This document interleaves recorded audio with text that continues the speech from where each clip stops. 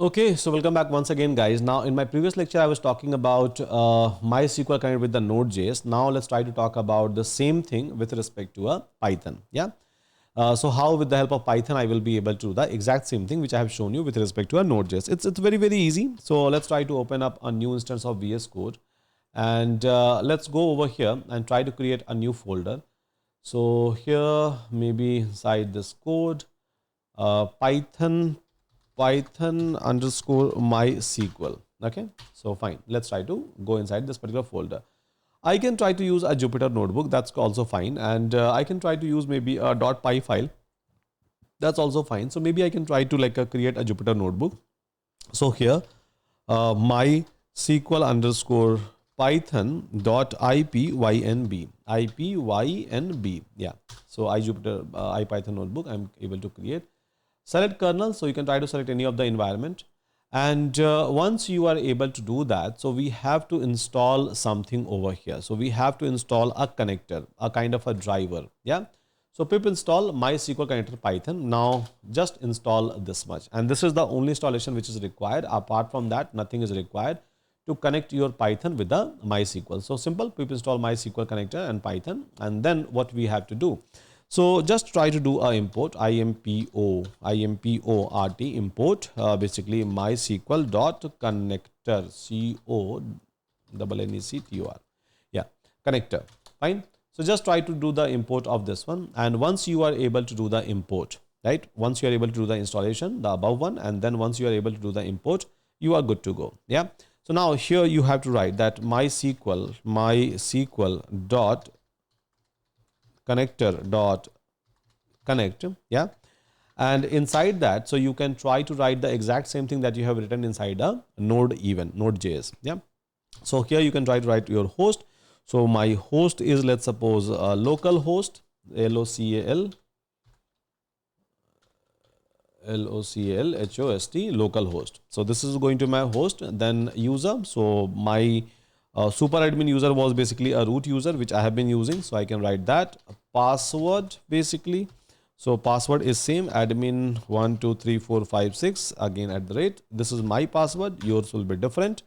And then database. So database wise, I would like to access this tra database, by the way. So now, so just try to execute it. And here, so just try to store this one inside some of the variables. So maybe inside the connection variable, I'm storing this one. Okay.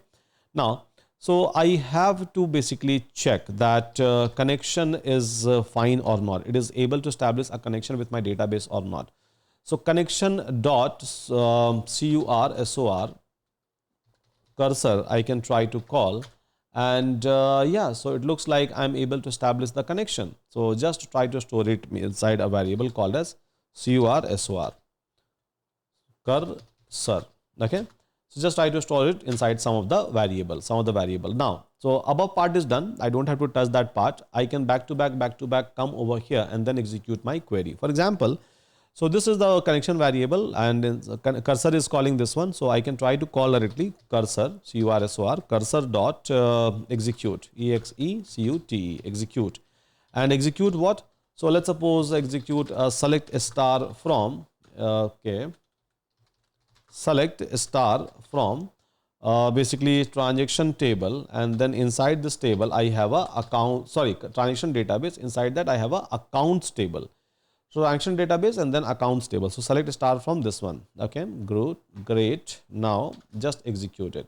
So it will be executed, and then once it will be executed, so you have to fetch a record from this cursor. Yeah, cursor. So you can try to write cursor dot fetch all. Yeah, fetch all, and then execute. So this is the record it is able to fetch. So here just create the connection, create the cursor over here. Cursor means pointer. Just try to create, and with respect to that pointer, keep on executing whatever query you want, and then keep on fetching it. Yeah, keep on fetching it. So it is going to give you the list of the tuples. Basically, in case of Python, it is going to give you list of the tuples. As simple as that. So if I have to apply maybe some sort of a condition over here, so where id is equals to 1, so not an issue. So again, cursor dot fetch all. Yeah, So I'm able to fetch those records.